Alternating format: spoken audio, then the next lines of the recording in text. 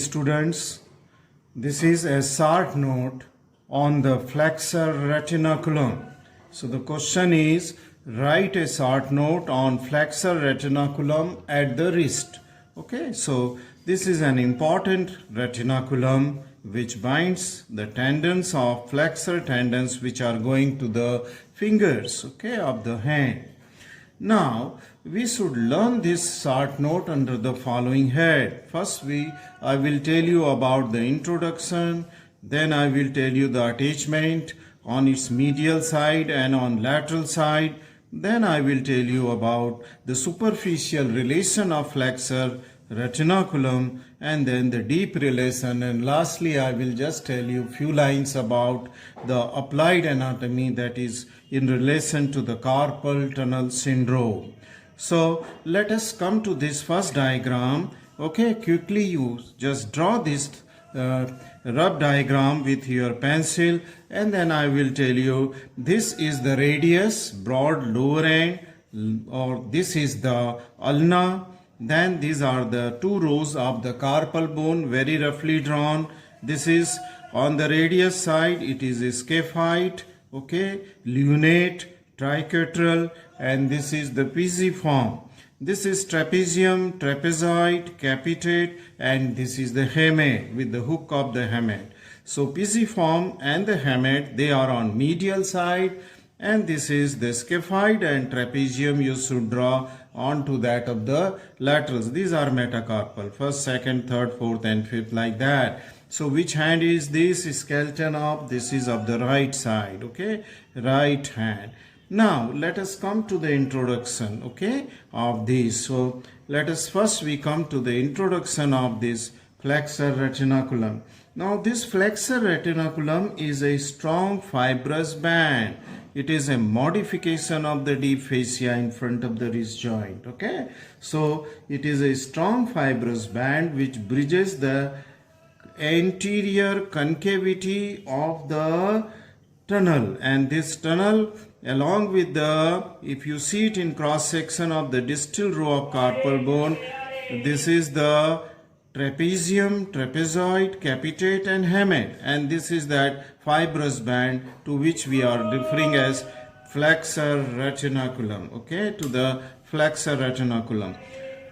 Thus this forms a tunnel that is called as osteofibrous tunnel. Bone on one side, posterior aspect, and fibrous band which is the retinaculum on the anterior. Thus it forms a osteofibrous tunnel, okay. So this is also known as carpal tunnel, okay. It is called as carpal tunnel. This is enough for the introduction. Let us come to the attachment of this retinaculum. If we see the attachment of this retinaculum, now medially, okay, let us see this attachment here, and we are on the medial attachment. So medially this retinaculum is attached to the two bones, that is on medial side it is pisiform. See this bone here, it is pisiform bone here. See this sesamite type of bone here, where there is attachment of the tendon of the flexor carpi ulnaris. Another is the hamate, that is the hook of the hamate. This so it is attached thus medially here onto pisiform and the hook of the hamate, and then it runs here. See it in this cross section also diagram. This runs towards the lateral side here, and on the lateral side this is strong band of the fibrous tissue, okay. This will get attachment to the two lateral bone, carpal bones, and these are the on laterally it is scaphoid and trapezium bone, okay. So this is the attachment on medial side as well as onto that of the lateral side. Laterally it is attached to the tubercle of scaphoid and to the ridge of the trapezium, okay. This ridge can be seen here. This is that ridge on which this will, and then it will send a septa which will go to an medial ridge of this trapezium. So between the two ridge, this lateral end is getting attachment, okay, getting attachment. Now let us come to the, after attachment, its superficial relation. What are the superficial relation?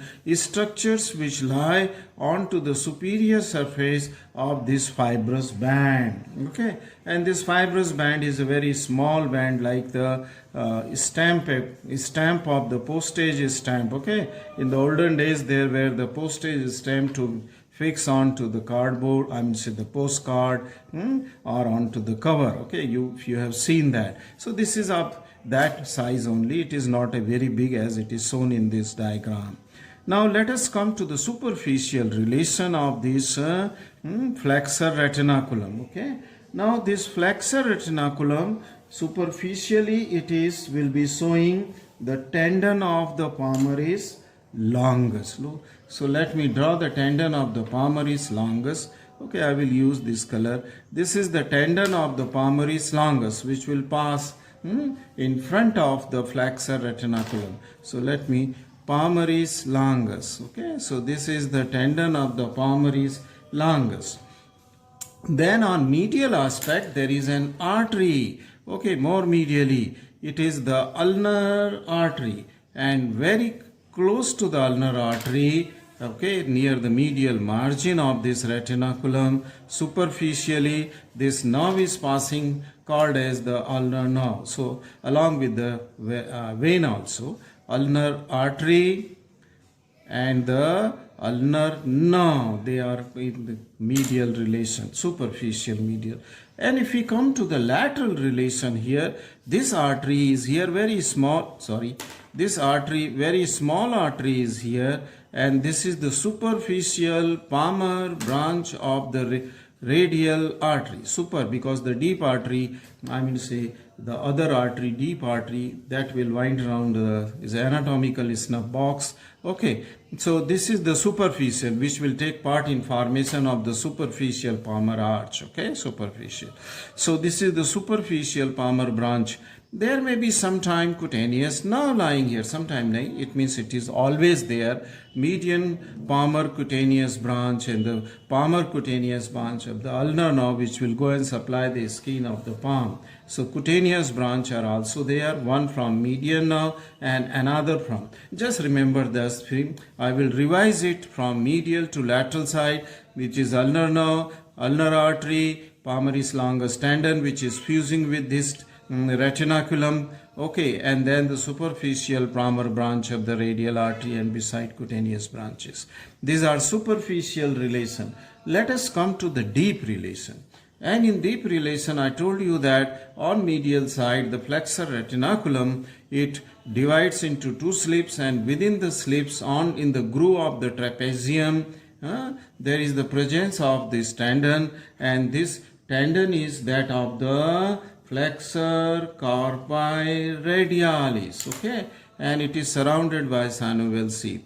So just the tendon, I will draw it into the green color, and then it is surrounded by a synovial sheath. So this is the tendon of the flexor carpi radialis. Now this synovial sheath is only sometime present, not always. Okay, then deeper relation, if we see in the main part of this tunnel, okay, osteofibrous tunnel, then you will see that here is a big nerve, and that is the just beneath the retinaculum, and this is the median nerve. So this is the median nerve, okay, lying deep to the retinaculum, right? And then there is a tendon here again, and this tendon is that of the flexor pollicis longus, going to the thumb. So this is cross section, and it is surrounded by the synovial membrane here. Okay, and this synovial membrane which surrounds this tendon of the flexor pollicis longus. Okay, so flexor pollicis longus, and this synovial sheath will run along with the tendon of flexor pollicis longus into the thumb, and this is called as the radial bursa. That means this arrangement of the synovial sheath around this flexor pollicis longus is called as radial bursa. Now then there are plenty of tendons, many, almost 8 tendons are seen into the main part of the this tunnel, okay, deep to the flexor retinaculum. And these tendons, they are the tendon of the flexor tendons of which are divided into flexor digitorum superficialis, and these four tendons arranged in a row are flexor digitorum profundus.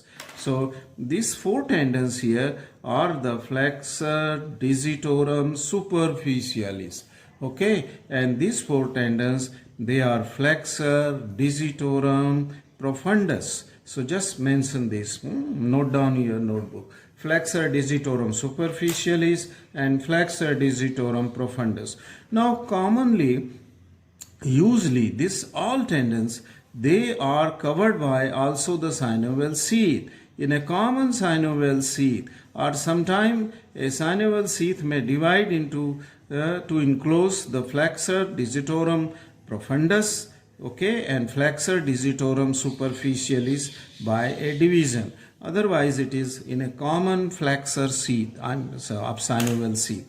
And this synovial sheath is called as the ulnar bursa. As this was called as the radial bursa, this synovial sheath is called as ulnar bursa.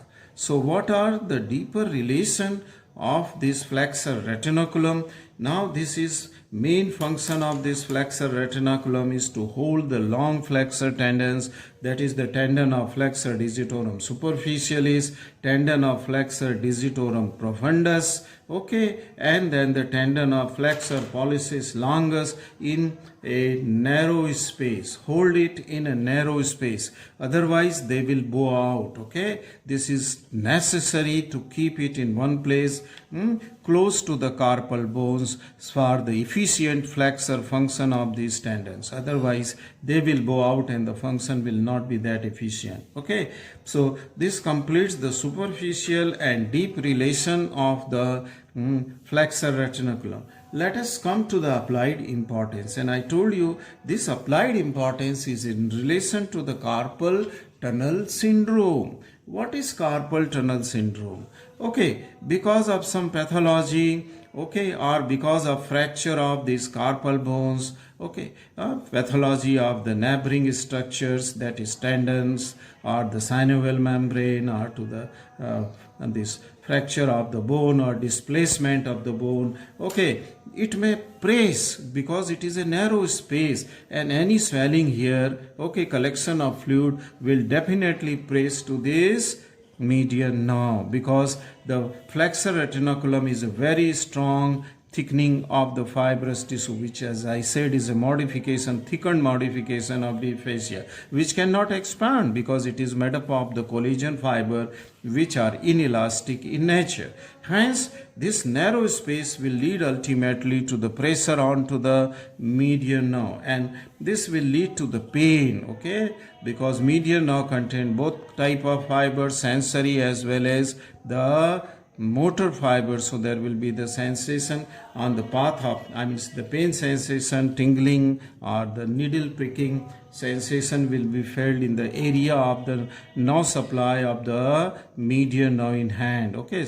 The pain may also go up into the for some distance into the forearm also, because of the motor innervation to the thinner muscle. The wasting of the thinner muscle can also be seen, okay. This condition is a very painful, and this is called as the carpal tunnel syndrome. And the simple thing is that when the pain is not controllable, then the surgery is required, and surgery is that you have to release this tension by cutting the this flexor retinaculum, okay, the flexor retinaculum. So a cut in flexor retinaculum will release the tension, okay. So this is the short note on the flexor retinaculum, okay. Thank you very much for watching this short video.